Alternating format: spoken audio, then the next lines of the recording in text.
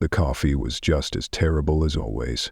That bitter, burnt taste clung to the back of his throat, as if this black liquid wasn't meant to be consumed, but rather to test the patience of a man accustomed to quality. Eli Warren took another sip, slow, composed, as if he were savoring it. In reality, his insides cringed, but his face gave away nothing. For the past 3 weeks, it had been the same routine. At exactly 11:30 a.m., he would walk into the Blue Hearth Kitchen branch in Chicago, order the same lousy coffee, sit at his usual corner table, and watch. Always watching. No one here knew who he really was. To the staff, he was just a quiet, middle-aged customer named Mr. Ellis, a polite, easygoing man who never complained, never asked for anything. He always chose the seat by the window, where the soft light wouldn't draw attention to him. A man easy to forget amidst the clatter of silverware and the lunchtime chatter of strangers. But Eli Warren had never been an ordinary man. He was the founder of Blue Hearth, a restaurant chain that had grown from a single tiny shop in Milwaukee into 43 locations across the American Midwest. He had lived through days when he couldn't afford rent, had scrubbed toilets and washed dishes with his own hands, worked 14-hour shifts behind the stove to turn Blue Hearth into a symbol of warmth, of family-style comfort meals in a world growing colder by the day. 6 months ago, he had been living in a lakeside cabin, enjoying a semi-retired life most people would envy. Each morning he brewed coffee, far better than the swill he was sipping now, and watched the mist slowly lift from the still water. Life felt settled, and then the anonymous emails started coming. At first, they were vague complaints, no names, no phone numbers, but those few lines carried a troubling urgency. Something's wrong at the Chicago branch. Over time, the messages grew more specific. The workers are scared, someone got hurt, but no one dares speak up. Initially, Eli did what any semi-retired founder might do. He forwarded the emails to HR, followed protocol, didn't panic, but the messages kept coming, growing more desperate by the day. So Eli decided to find the truth himself. The Chicago location looked as busy as ever. The lunch rush filled the space with noise, silverware clinking, orders being called out, bursts of laughter from people seeking a pleasant midday meal, plates of golden roasted chicken, freshly baked bread. All the things that had once filled Eli with pride now turned his stomach. Not because the food was bad, but because something didn't feel right. Everything seemed like a mask. From his corner table, Eli had the perfect vantage point. He could see the entire dining area and the open kitchen where dishes were passed across the counter. He memorized every face, every habit, every subtle detail no average customer would ever notice. Who showed up early, who whispered to whom, who avoided whose gaze. Slowly, a grim picture began to take shape. The front-of-house staff seemed fine. They laughed, joked, smiled the way Blue Hearth trained them to. But the kitchen crew was a different story. Most of them were Latino men, likely immigrants. They moved like shadows, never looking up, never raising their voices, always cautious, especially when the assistant manager, Tony Rodas, was nearby. On paper, Tony was the ideal modern manager. Charismatic, confident, polished. He was a showman.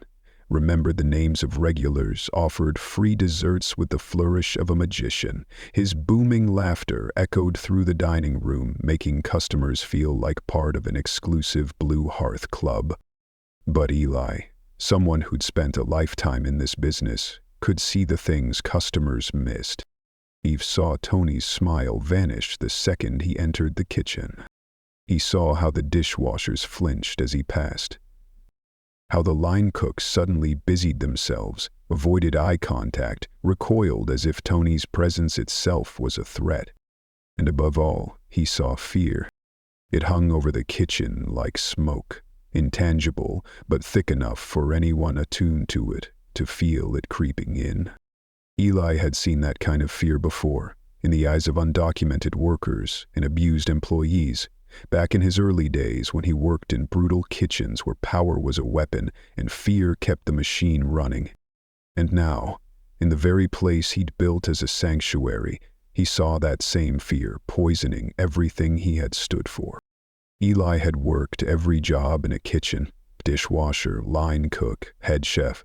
He knew the difference between the unavoidable stress of food service, the high pace, the ticket shouts, the pressure to plate everything perfectly, and something more sinister. A tension rooted not in urgency but in threat. "Can I get you anything else, Mr. Ellis?" Jenny's soft voice startled Eli from his thoughts. The young server, who, according to her name tag, had worked there for 2 years, offered a warm smile, almost sincere. "Just the check, please," Eli replied, using the voice he had perfected over 3 weeks, not too friendly, not too cold, a tone designed to be forgettable. As Jenny walked away, Eli's gaze returned to the kitchen, just in time to see a young dishwasher, no more than 19, struggling with a heavy bus tub. The weight made him stumble, and soapy water splashed across the floor. Tony appeared as if summoned from thin air. Eli couldn't hear what he said, but he didn't need to. Body language said it all. Tony leaned in close, jabbing a finger toward the spilled water. His face was ice, his posture aggressive, leaning forward like a predator. The boy ducked his head, nodding rapidly, shoulders shaking. His hands trembled as he wiped up the mess, glancing up just long enough to make sure Tony was still watching. Tony stood over him, arms crossed, expression unreadable. He didn't leave until the floor was spotless, and even then, he placed a hand on the boy's shoulder, a gesture that might have seemed friendly to a casual observer. Elise saw the boy tense, his whole body going rigid under that touch. This wasn't discipline. This was intimidation. And Eli, watching from his quiet corner, felt his stomach knot. "What the hell is happening in my restaurant?" Tony only stepped away once the floor gleamed like new, but just before he turned to leave, he placed a hand on the boy's shoulder. A gentle touch that might have looked like encouragement to anyone casually watching. But Eli saw it clearly. The boy's entire body went rigid like he'd been shocked by electricity. His face turned pale, lips pressed into a thin, tight line. "What the hell is happening in my own restaurant?" Eli asked himself, a tightness building in his chest. He had built Blue Hearth on principles most people now considered outdated: fair wages, respect for every position, and an open-door policy that encouraged employees to speak up. He had once said, "A restaurant can't be strong if the dishwashers live in fear." And now, seeing those values trampled, crushed under the boot of someone like Tony, felt like watching someone wipe their dirty shoes across a family altar. Jenny returned, setting the check on the table with a soft smile. Eli left his usual tip, not generous enough to be remembered, but not stingy enough to raise eyebrows. Mr. Ellis was consistent. That was the disguise that had kept him invisible for 3 whole weeks. But then something happened that threw everything off course. Out of the corner of his eye, Eli noticed a small, hunched figure entering the restaurant, an elderly Latino man, walking with a slight limp and leaning heavily on a worn wooden cane. His hands trembled with age and hard years, but his eyes were sharp. They scanned the room and stopped on Eli. For one brief moment, their eyes met, and Eli felt urgency, almost a silent plea, a desperation so raw, so deep it passed unnoticed by everyone else in the restaurant. Before Eli could react, the old man looked away and began moving toward him, not fast, but with unmistakable purpose. Eli glanced down, pretending to check his phone, even as he tracked the man's approach through his peripheral vision. He didn't stop at the counter. He didn't sit at a table. He moved straight toward Eli, like he'd mapped his route to avoid attention. A chill crept down Eli's spine. For 3 weeks, his routine had been precise, predictable, safe. But now he realized repetition can become vulnerability. Someone might have started noticing Mr. Ellis. The old man drew closer, his pace slow, deliberate. When he reached Eli's table, he didn't pause, didn't speak, just brushed past. And in that fleeting moment, his free hand slid something onto the table. Eli felt the shift immediately, something that hadn't been there before. A small envelope, plain white. The old man continued walking, never looked back, never said a word. He moved straight to the door and vanished into the street outside, like a gust of wind, silent and gone. The envelope sat on the table. Eli's heart pounded. It looked harmless, no markings, no name. But the way it was delivered, quiet, deliberate, precise, made it more terrifying than any legal document he'd ever read. He waited, no sudden moves, sipped the last of his bitter coffee, checked his watch like always. Around him, the restaurant hummed along, clinking cutlery, laughter, and Tony's booming voice somewhere near the bar. No one had noticed the quiet exchange. Finally, Eli picked up the envelope. His hands trembled slightly. The first page took his breath away. A printout from Blue Hearth's official website, his own headshot staring back at him, along with a short founder's biography. Phrases like committed to employee welfare and dedicated to ethical business stood out. They had been circled in jagged, angry red ink. The pen strokes screamed without making a sound. He turned to the next page and felt the blood drain from his face. Dozens of text message screenshots, sharp, clear, unmistakable. Messages between Tony and unnamed contacts. Tony, $200, 0 cents, due tomorrow, cash only. Unknown number, please, I already paid last week, my daughter needs her medicine. Tony, not my problem. Don't pay, I make the call to ICE. The next reply was a crying emoji. His vision blurred. Each new screenshot was like a blade to the chest. This wasn't just poor management. This was a system, a protection racket fueled by fear, using the threat of deportation to extort undocumented workers into paying fees. Another message. Tony, new guy starts Monday. Train him right, or both of you are out. Eli sat motionless. The world around him kept spinning. But he knew, after today, nothing would ever be the same. Not for him. Not for the people suffering abuse inside a restaurant bearing his name. Carlos saved contact. Carlos. Yes, sir. I'll train him. Please, no trouble.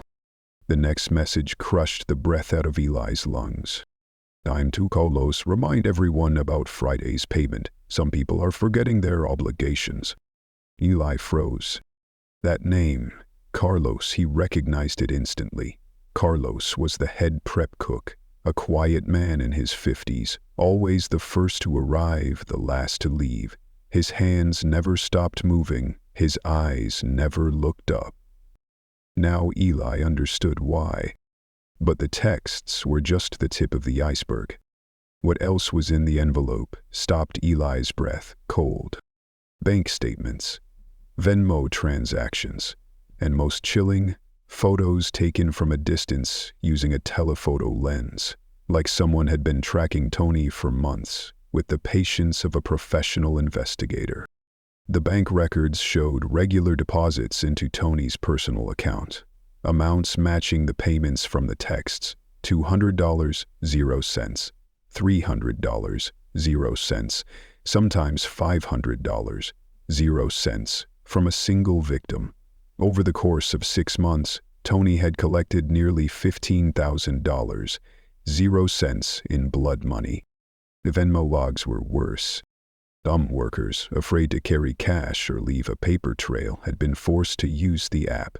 Payments were sent to T-Roads 22, accompanied by innocent-looking captions like lunch money or thanks for the help. but the amounts and timing told the real story. Eli's hands shook as he reached the photos. They were taken in the alley behind the restaurant, a dim, blind spot with no cameras. In every frame, Tony was shown meeting workers, cash exchanged hands, victims' faces stricken with fear. And Tony, counting the bills with the smug calm of a man who knew he held all the power. One photo made Eli's stomach twist. The young dishwasher. Miguel, the same boy Tony had berated for spilling water. In the image, Miguel handed Tony a crumpled envelope, his face streaked with tears, his shoulders slumped, crumbling under invisible weight. On the back of the photo, written in blood-red ink, Miguel Hernandez, age 19, supporting 3 younger siblings, pays $150, 0 cents per week. At the bottom of the stack, a piece of notebook paper, handwritten, the letters shaky but clear. Determined. A message from someone who had risked everything to make sure the truth was finally seen. Mr. Warren, yes, we know who you are. My daughter Maria used to work for you at the Rockford location 5 years ago. She always said you were different, that you actually cared about people like us. Last year, Maria was deported, just because someone like Tony made one phone call. She never caused trouble. She just wanted to work and send money home to her sick mother. Tony, he's destroying lives every single day. We're too scared to speak up, because we have children to feed, families to protect. But we're hurting, exploited, and still forced to smile just to keep our jobs. Please help them. You're the only one who can hear us, the only one who can act. A friend who still remembers you. Eli read the letter 3 times. It wasn't until the 3rd reading that the words truly cut through him like a blade. Someone had recognized him, even after 3 weeks of carefully hiding in plain sight. But more importantly, someone still believed in him enough to collect every piece of evidence they could find, risking everything in the process, risking retaliation, risking their jobs, their safety, everything.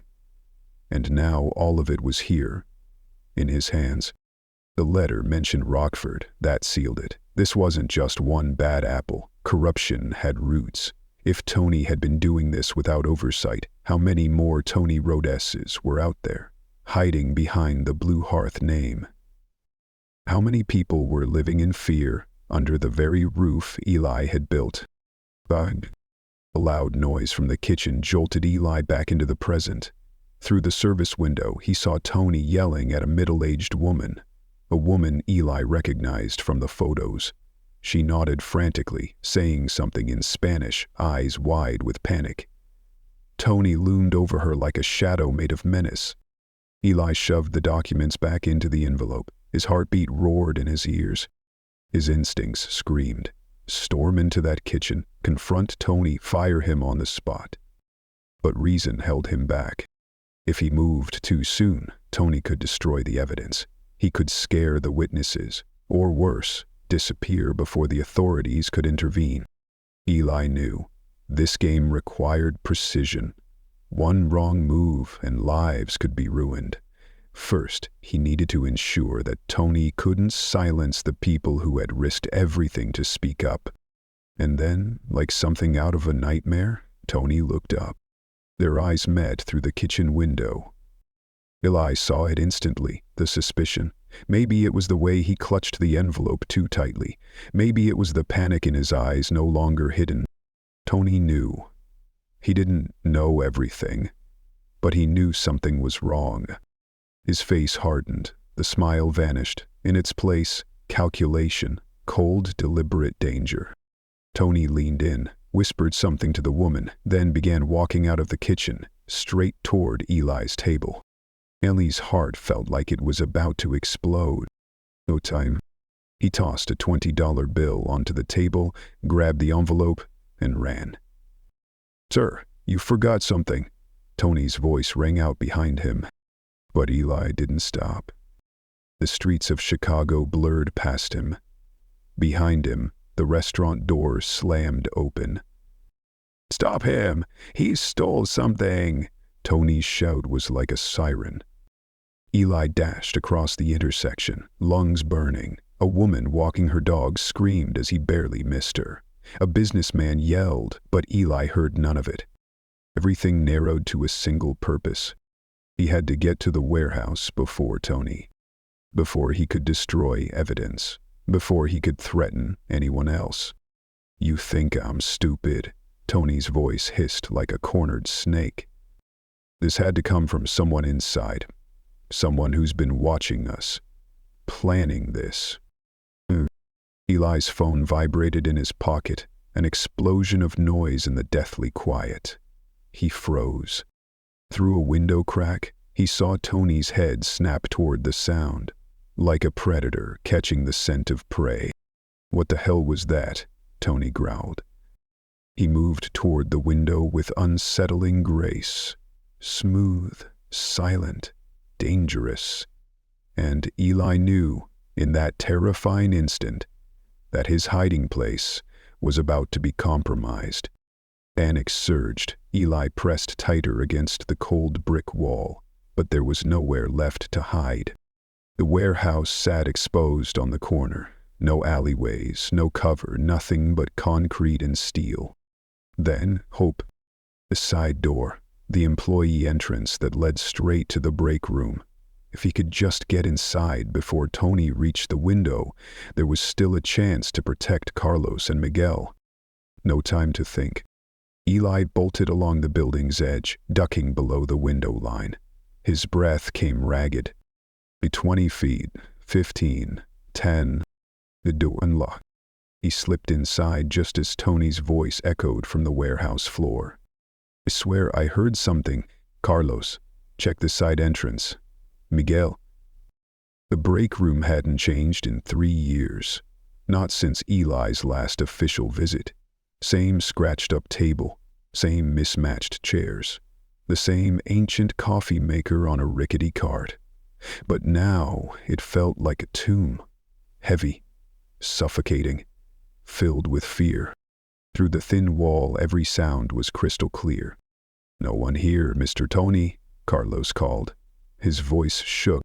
"Good. Now let's get back to business. I want phones. All of them. Right now." Miguel's voice cracked. "Ours? All of them. Phones, cameras, tablets, anything that can record. Hand them over, or I start calling immigration. Right now." "Klein." The metallic sound of phones hitting the table rang like gunshots through Eli's chest. Tony was wiping the slate clean. He knew exactly what he was doing. And now his voice shifted, darker, crueler. "Let's talk about loyalty, about what happens to people who bite the hand that feeds them. Carlos, you've been here the longest. Why don't you tell little Miguel what happened to the last guy who crossed me?" Silence. A horrifying silence that said more than any scream could. Eli closed his eyes, and he made a decision. No more hiding. No more Mr. Ellis, the quiet man with the bad coffee and the good tip. It was time to be Eli Warren, the founder, the fighter, the man who had built an empire on fairness and dignity, and who was now about to burn it down if it meant protecting his people. He took a deep breath, squared his shoulders, and opened the door to the warehouse like he owned it. Because he did. "What happened to Roberto Martinez?" he said, his voice slicing through the air like a gunshot. 3 heads whipped around. Carlos and Miguel's eyes widened, then slowly filled with something else. They recognized the face of the man they'd assumed was just another anonymous customer. But Tony went pale. "Here? Eli Warren?" His voice cracked with disbelief. "That's right," Eli replied, calm and direct. "And you, Mr. Rodas, are fired." There was no trace left of the mild-mannered Mr. Ellis, who sat quietly in the corner for 3 weeks. Standing in front of them now was the real Eli Warren, the man who had survived economic collapse, fought off hostile takeovers, and battled to keep kindness alive in an industry growing colder by the day. Tony opened his mouth, then closed it again, like a fish gasping on dry land. I can explain. Eli pulled out his phone and began scrolling through the photos. Roberto Martinez, 26 years old, father of 2, worked the kitchen at our Rockford location until last month. According to his bank records, he was transferring you $400.00 every 2 weeks. Where is he, Tony? I don't know what you're talking about. Tony's eyes flicked nervously toward the pile of confiscated phones. Someone's lying to you. They sent you fake information. Fake? Eli's voice rose, the envelope raised in his hand. Threatening messages with your number. Bank statements showing over $15,000.00 in extorted payments. Photos of you collecting cash in an alley like some street-level mob boss. Which part of that is fake, Tony? Carlos stepped forward, his voice hoarse with emotion. You're really Mr. Warren? The man who started Blue Hearth? I am. And I'm sorry, Carlos. Sorry I didn't see this sooner. Suddenly, Tony lunged for the pile of phones, a last-ditch attempt to erase the evidence. But Eli moved faster. A lifetime in the kitchen had given him quick feet and quicker reflexes. He blocked Tony's path, knocking the phones scattering across the concrete floor. Those phones hold evidence of your crimes, Eli said, his tone like steel. And don't worry, they've already been backed up in multiple places. You're not erasing anything. Tony was sweating now. You don't understand. These people, they're not legal. They shouldn't even be here. And that makes what you did okay? Eli shot back. You exploited fear to line your pockets. These are people who believed in me. In Blue Hearth. That's when Miguel spoke. His voice wavered but held steady. Made my sister pay too. Rosa. She works at the Evanston branch. $300 a month. If she didn't pay, he threatened our entire family. Eli's chest tightened. Rosa Hernandez? He asked softly. Miguel nodded. Yes, sir. She never missed a shift, never complained, but every night she cried. Because she couldn't send money home to our mother. His voice caught, trembling. Carlos placed a comforting hand on Miguel's shoulder, but Miguel shook his head and looked Eli in the eye. No, I'm tired of being scared. He made people choose between food and safety. My sister skipped meals so she could afford his blood money. My little brother needed medicine, and she didn't have enough. Because of him. Tony's face changed again, white to red to a dark, angry purple. You little liar. No, he's not, Miguel shouted, fury burning in his chest. I know you threatened to deport my relatives if I didn't recruit others. I know you forced Carlos to train new hires so you could trap them too. I know you bragged that you could call ICE and make people disappear. Eli raised his phone, camera now recording. Say it all again, Miguel. Carlos nodded.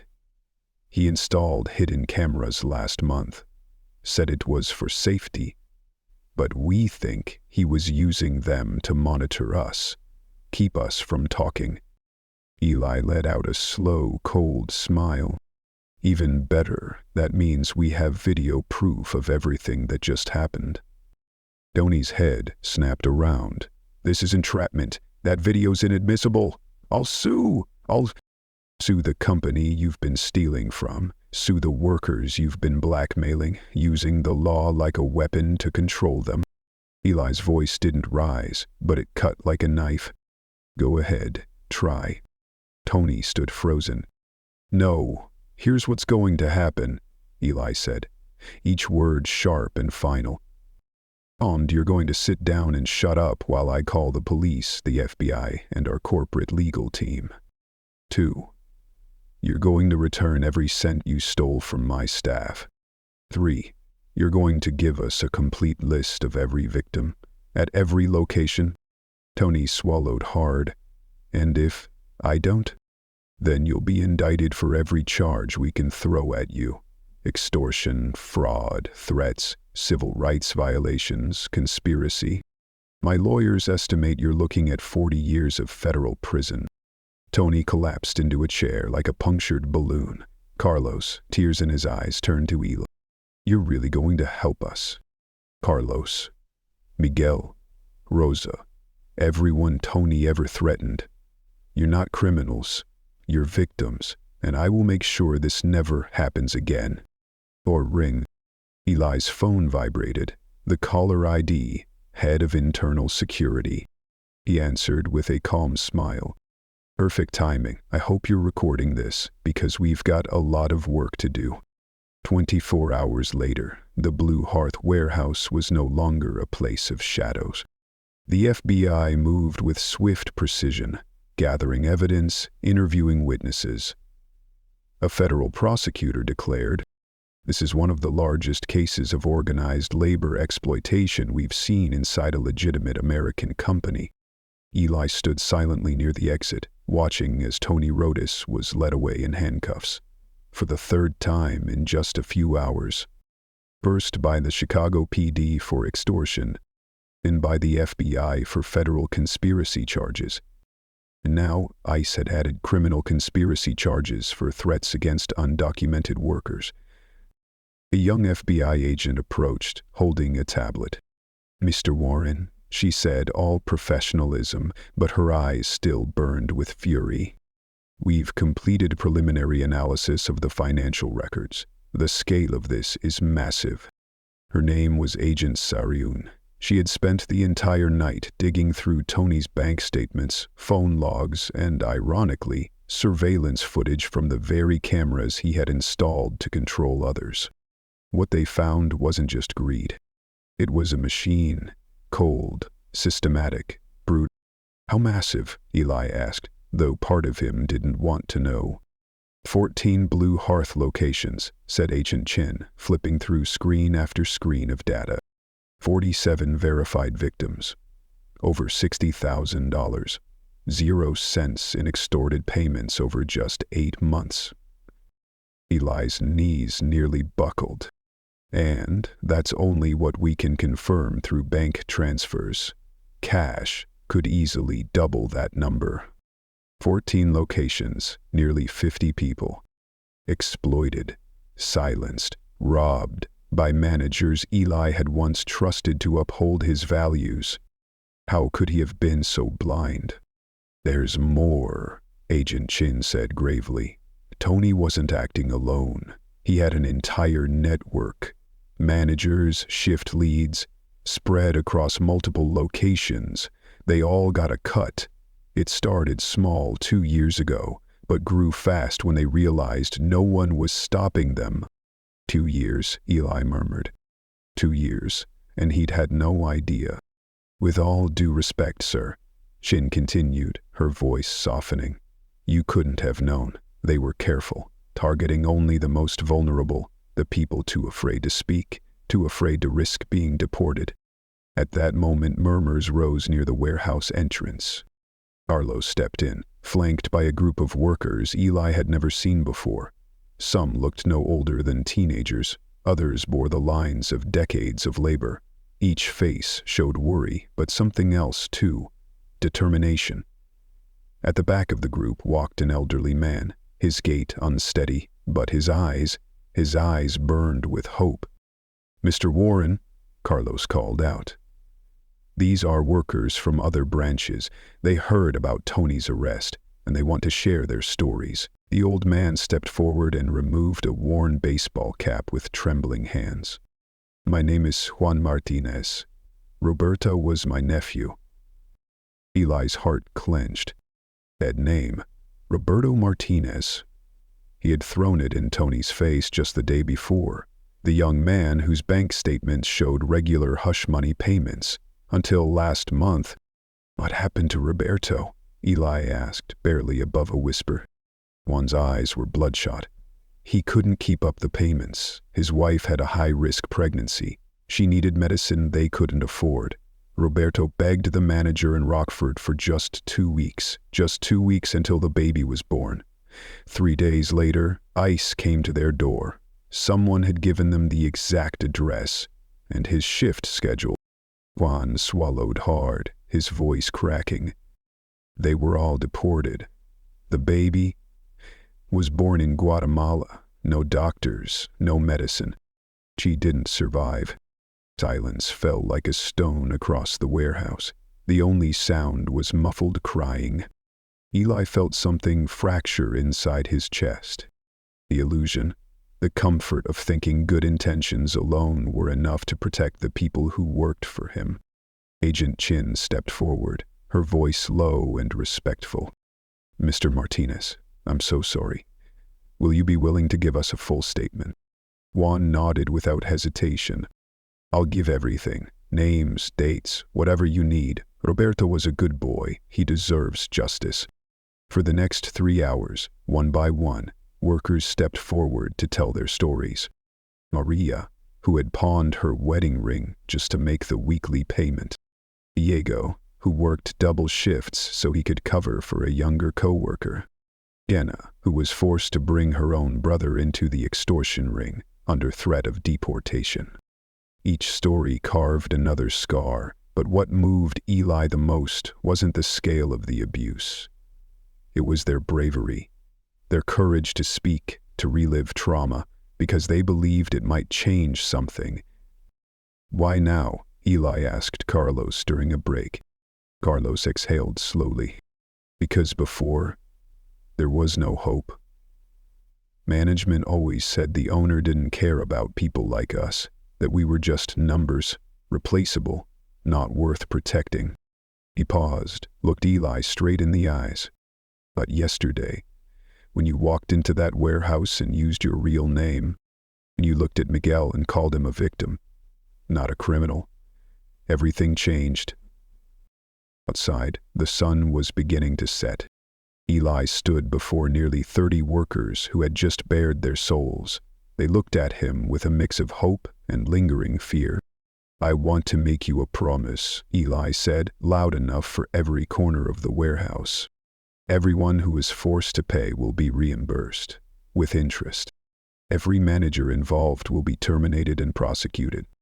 We're building an anonymous reporting system, run by a third party, with legal support available for any employee who feels threatened, especially by immigration status."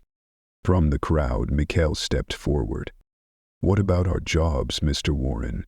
Some people, they're scared speaking up will cost them everything." Eli didn't hesitate. "Anyone who retaliates against someone for telling the truth will face the same consequences as Tony Rodas. And starting today, Blue Hearth Kitchens is partnering with the National Immigration Law Center to ensure that every worker, regardless of documentation, has legal protection." A round of applause erupted. It wasn't loud, but it was real. For the first time in years, these people felt something they hadn't in a long time. They weren't invisible. They weren't alone. As the crowd dispersed, Juan Martinez approached Eli. "I have something for you," he said softly, reaching into his coat. He pulled out a small photograph. A baby girl. Her eyes were Roberto's, her smile, her mother's. Elena Martinez, she lived only 3 days, but changed everything. When she passed, I knew I had to tell Roberto's story. I had to protect others from the same fate. Eli took the photo. His hands trembled. "I promise you, Juan, Elena's story will change laws. No family will ever go through what yours did. Never again." 6 weeks later, Blue Hearth's Chicago location buzzed with a different kind of energy. Not just plates clattering or orders being called, but the sound of dignity, of healing. Eli sat at his usual table, not to hide, but to be present. Carlos, now the kitchen manager, tasted a new soup recipe. "The pozole's perfect today, Mr. Warren." Miguel, now an assistant manager, moved through the lunch rush with quiet confidence. Juan Martinez, now 73, had become a symbol of immigrant worker advocacy, His testimony led to the conviction of not just Tony, but 11 other managers across the Blue Hearth network. Eli opened a small envelope. A letter, handwritten, from Sophia, Roberto's wife. I'm writing from the new clinic in our village. The medical supplies your donation helped purchase saved 3 children just this month. When I hold those babies, I think of Elena, and I know she's still bringing light into the world. Roberto always said, if you work with dignity, you deserve to be treated with dignity. Thank you for making that belief a reality. Carlos wiped his eyes. Eli showed them a photo of a newborn, Roberto Jr., recently born, cheeks full and eyes full of strength. Across the restaurant, Rosa Hernandez, Miguel's sister, was training new hires. Behind her, a framed letter hung on the wall, translated into several languages. If not for that quiet envelope, we would still be silent. Never again. Beneath it, 47 signatures, 1 for each known victim. More had been added, workers from other companies, members of the community, even customers. Miguel approached, grinning.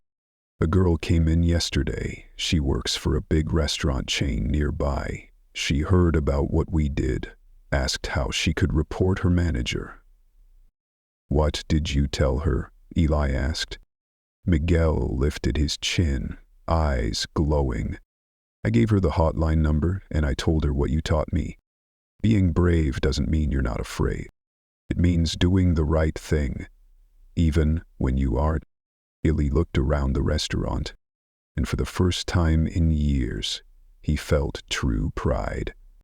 Not from profits, not from growth, but because this place now stood for a truth more powerful than any business plan. Every person, no matter their background, deserves to be treated with dignity. At the door, Juan turned back and smiled at Ellie. Mr. Warren, he said, if Roberto could see this place today, you know what he'd say? What? Juan's smile deepened, full of peace. He'd say, sometimes it only takes the smallest actions to create the biggest changes. 1 envelope. 1 brave soul, 1 man who chose to listen, and the world shifted. Juan stepped into the cool Chicago afternoon, leaving behind a space now filled with the sound of honest work, shared purpose, and something this place had almost lost. No more secrets, no more fear, only truth, accountability, and a promise that echoed through every corner of that kitchen. Never again. And if you haven't already, subscribe to Moments of Quiet Truth, where we believe that the human spirit is never truly defeated, only waiting to rise.